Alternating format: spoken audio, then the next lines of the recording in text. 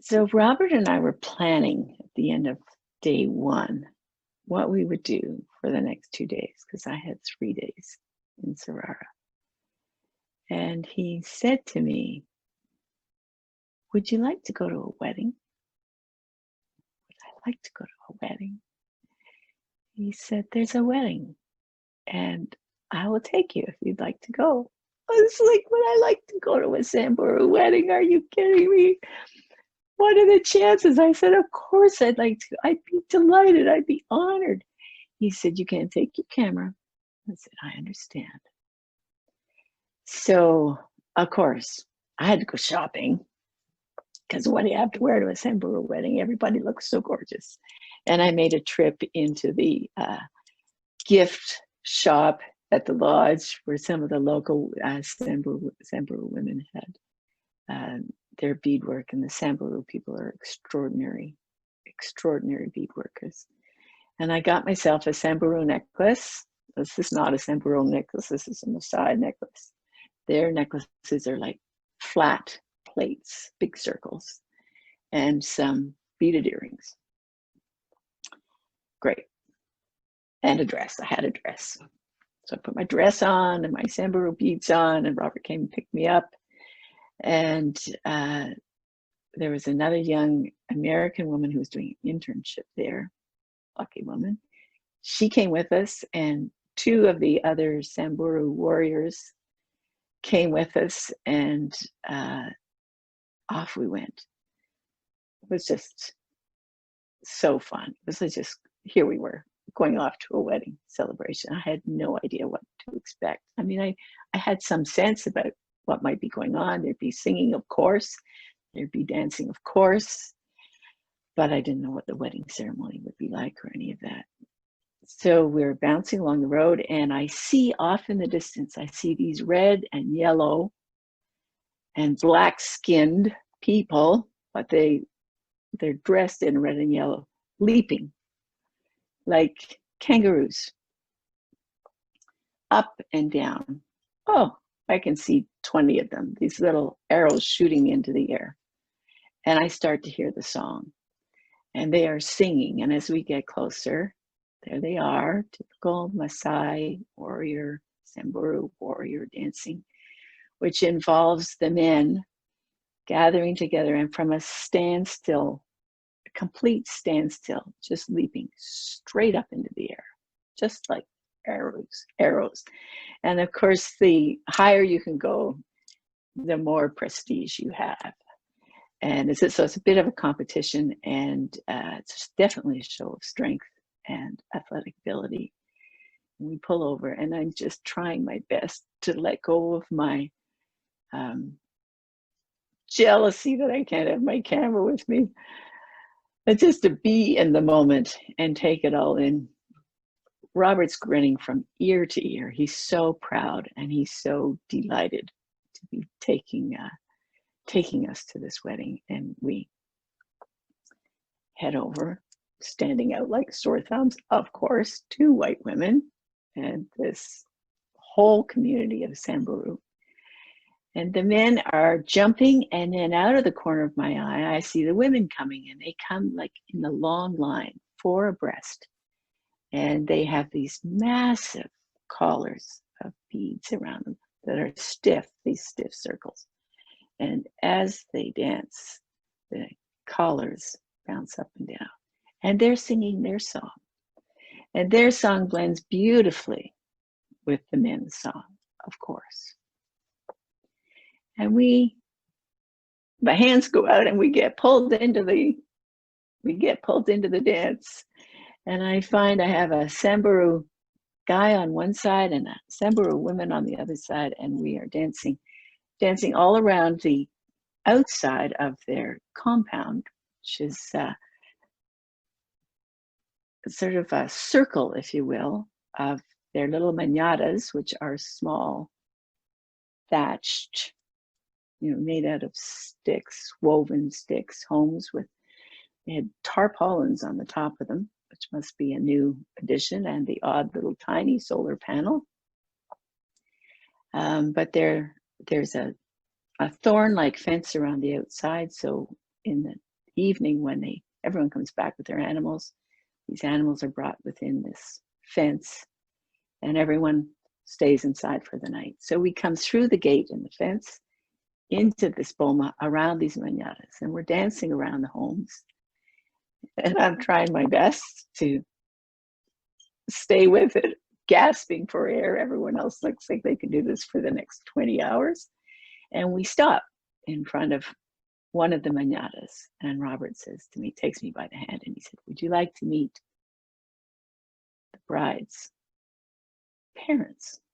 Of course I would like to meet the bride's parents. I'd be honored to meet the bride's parents. He takes me and he introduces me to this elderly looking man and his tiny little wife. And so we nod and so on at each other. And there's an open fire on the outside with a big pot. And of course, they've killed an animal for the wedding feast. So that's very special, because their animals are typically, they don't eat a lot of meat, only on special occasions. And it's all simmering away in a bath of blood and milk and meat. And I'm just thinking, oh, I really hope I don't get invited to taste this, because what am I going to do? I'll be a terrible social faux pas. Robert instinctively understands this and says, "Come on, I want to show you around inside." So we duck our heads. Inside the door, in a pot, is the head of the cow. The rest of the body is boiling in the pot outside. So I nod to the cow and we go further in, and it's low. I mean, it's maybe 4 feet high. We really have to duck. And the space inside is sectioned off somewhat. It's very rudimentary. And he takes us right to the back, where there's a bit of a bench where we sit, and above our heads are strips of meat that are hanging, that are obviously drying and have been smoked. It's like, I feel like I've been taken right into the larder. And Robert shows us around. He says, "This is where the parents sleep," and he points to one corner. "And this is where the children sleep," and he points to another corner. "And this is where the bride and the groom sleep," and he points to another space, "where the groom will exercise his conjugal rights," he says. Oh, I say, just imagining honeymoon night, having some challenge with that. And after the tour and hanging out, we leave. We get back out. We dance around some more. And he says, "Would you like to meet the bride and the groom?" Well, of course I would like to meet the bride and the groom. And he brings out his phone and he says, "I will take a picture." And the groom comes up, tall, handsome, good-looking Samburu man in all his finery, with this extraordinary headdress on. And the bride is a young, I'm sure she's a teenager woman. She looks quite miserable, and she is decked out in beautiful beads. And when I look at her more closely, I realize she's in pain. And I know why she's been in pain. She's in pain because that morning she had been through her female circumcision rite. So her day was very different than the groom's day. She was circumcised in the morning, and from her wedding day on, although I don't think it was going to happen the next day, she would leave her family, the only family she knew, her friends, her community, and she would go to his village and live with his family, where she knew nobody. It was an arranged marriage. I'm sure the parents of the two clans, if you will, have put a lot of thought into it. And it was a lot, it's a lot for me to absorb and to be present with this. Of course, the woman in me just agonized for her. And I had to be careful about that, because I know these women, for them, this is their culture and it feels right. But I could see the pain in her eyes, the physical pain for sure, and also what I projected as being the pain of leaving her community. And I really prayed for her. I hoped that her husband was a good man. I looked at Robert and I said, "Is this how your wedding was?" And he grinned. He was so proud. He said, "Yes." And I knew he had 2 kids. And I knew, based on his stories anyway, it felt like he had a good marriage. He was very proud of his wife. And who am I to judge? I'm a divorced woman, you know? I picked my husband and it first round didn't work out so well.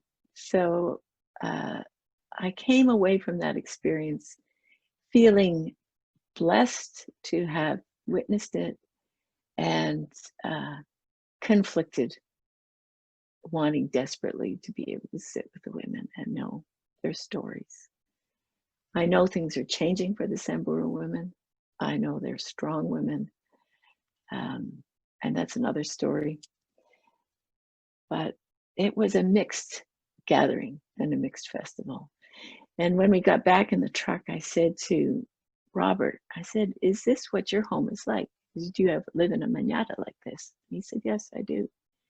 And I also knew he was going to be the manager of the next extraordinary lodge, which they were building in the trees, a few kilometers away, a treehouse lodge.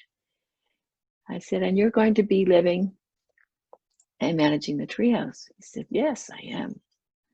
And I said, "You live in 2 worlds, don't you? You go back and forth between 2 worlds." And he looked at me. He said, "Yes, I do."